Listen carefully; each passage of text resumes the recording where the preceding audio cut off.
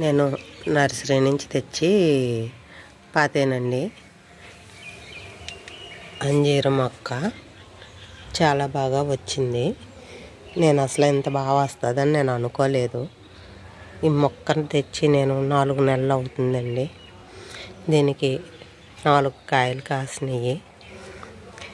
ఇవ్వండి 2. ఇంకొక కాయ రాలిపోయింది ముగ్గి. చాలా స్వీట్గా ఉందండి. ఇంకోటి కూడా తయారవుతుంది కాయ. చూడండి చిన్న చిన్నవి ఇవి ఆకులు పిందులు మొగ్గల్లాగా వస్తున్నాయి మొక్కకి. చూడండి చిన్నవి కాడకి ఇలా వస్తున్నాయి. అవి మొగ్గలాగా వచ్చి అది కాయ అవుతుందండి. పువ్వు అది రావట్లేదు, మొగ్గలాగా అలాగా కాయ ఫార్మింగ్ అవుతుంది. చాలా బాగా కాస్తుందండి. టేస్ట్ అయితే చాలా బాగుంది.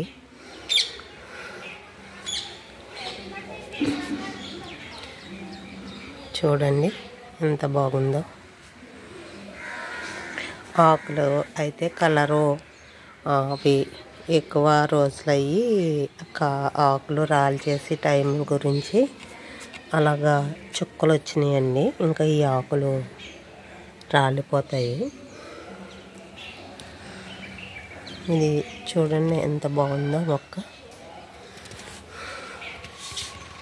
మనం దీనికి ఏమీ బయట నుంచి ఎరువులు తెచ్చి వేయక్కర్లేదండి. మన ఇంట్లో ఉన్న వేస్టేజ్ వేస్తే చాలు. బియ్యం కడిగిన వాటరు ఇస్తాను. దీనికి వాటర్ కూడా ఎక్కువ అవసరం లేదు. 2 రోజులకు ఒక్కసారి కొద్దిగా వాటర్ పోస్తే సరిపోతుంది. డైలీ వాటర్ అయితే ఇవ్వక్కర్లేదు. చాలా బాగా వచ్చింది చూడండి. నేను ఇందులోనే కనకాంబరం మొక్కలు కూడా పెట్టాను. అవి కూడా వస్తున్నాయి బాగానే.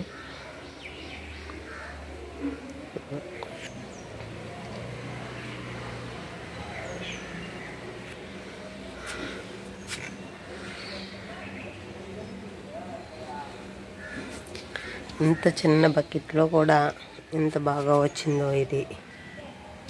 చూడండి మొక్క కూడా పెద్దది లేదు, చిన్న మొక్కే. కాయ అయితే చాలా స్వీట్గా ఉందండి. మనం ఏ మందులు వాడకుండా దీనికి ఏమీ పురుగు కానీ ఏమీ దోమ కానీ ఏ చీడపీడలు లేవండి. ఈ కాయ అయితే చిన్నది ఉన్నది కానీ అవి రాలిన కాయ పెద్ద కాయ ఉన్నది. ఇది చిన్న కాయ. ఈ పైన ఇప్పుడున్న కాయలు కూడా కొంచెం బాగానే ఉన్నాయి.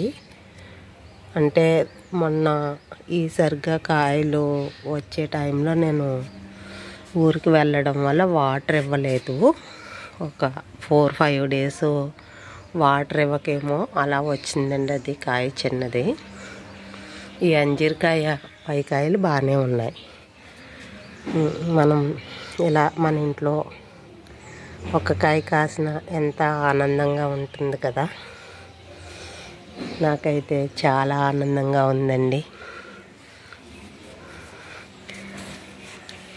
ఇది మీ అందరితోటి షేర్ చేసుకోవాలని నేను ఈ వీడియో తీస్తున్నాను.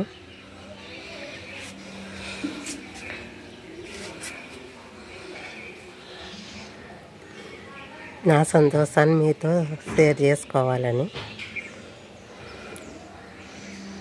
చూడండి మీకు నచ్చితే నా వీడియో ఫస్ట్ టైం తీస్తున్నాను, ఒక లైక్ చేయండి, కామెంట్ చేయండి ప్లీజ్.